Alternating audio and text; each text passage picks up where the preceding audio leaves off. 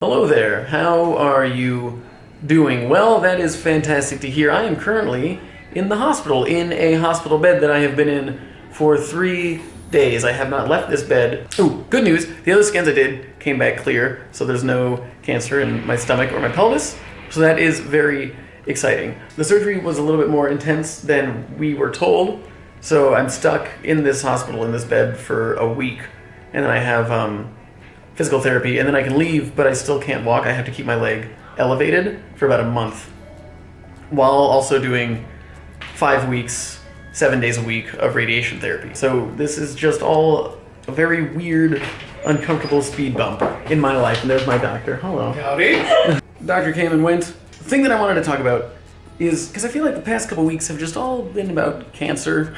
It felt like cancer has defined me. And so it got me thinking a lot about like what defines a person, what attributes kind of make them who they are, or what do people remember about the person. And in that mentality, it got me thinking about what I think defines a person. And for me, it's how you treat other people and then the things that you create. And what you create kind of goes hand in hand with how you treat people, because it could be that you made somebody smile, even for a brief moment, that you created something and it shows how you treat people. So it's one and the same. But it also has to do with the things that you make. And I've been hanging out with a lot of my friends recently who have been talking about what they would do in this situation. And one of my friends said something really interesting, which is that she said she's not scared of like dying.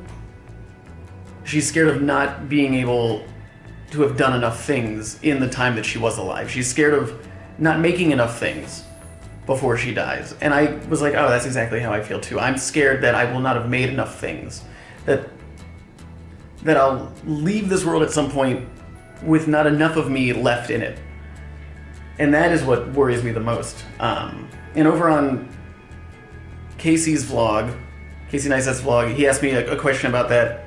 Actually, wait, speaking of Casey, 1 second. Casey, what defines you? What defines me?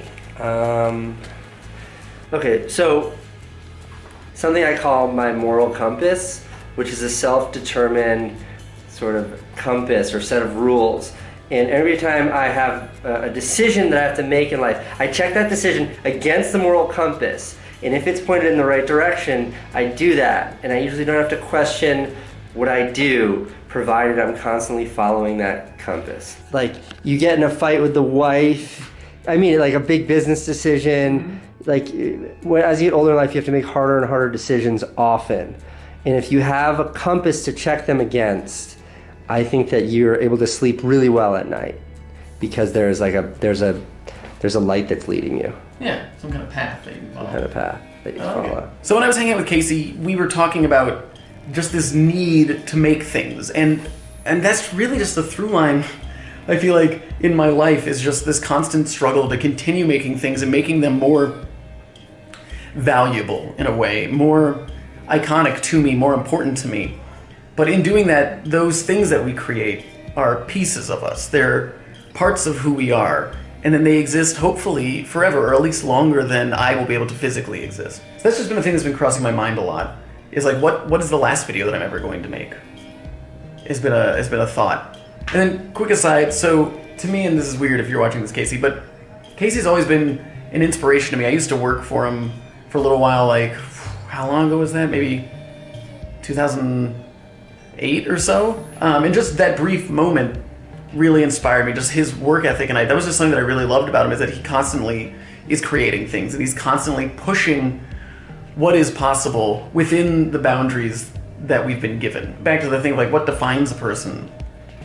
For me, I don't know what defines me. I hope it's the content I make, and I hope it's the way that I interact with people, and I hope it's the way that I treat people. And in the future, what will define me? I don't know. I really hope it's just that it affects people in a positive way. Either by making them want to create things, which is always kind of my goal. Like, I want to make things so people see it and they go, oh wow, that was really cool. I need to make stuff now just like that, or even better. Hopefully better. So I don't know. It's more of like a nebulous question. What defines you? Is it an easily answerable thing? Is it something that you can like encapsulate into a YouTube comment? Is it something more than that? I don't know. That's all I have to ramble about today. It's just good to talk to somebody and not have it be about cancer. So thank you. Obviously, you already know who Casey is, but I'll put a link to his channel in the description just in case you don't. And yeah, thanks for hanging out. And remember, it's not goodbye. Oh no, it's never goodbye. It's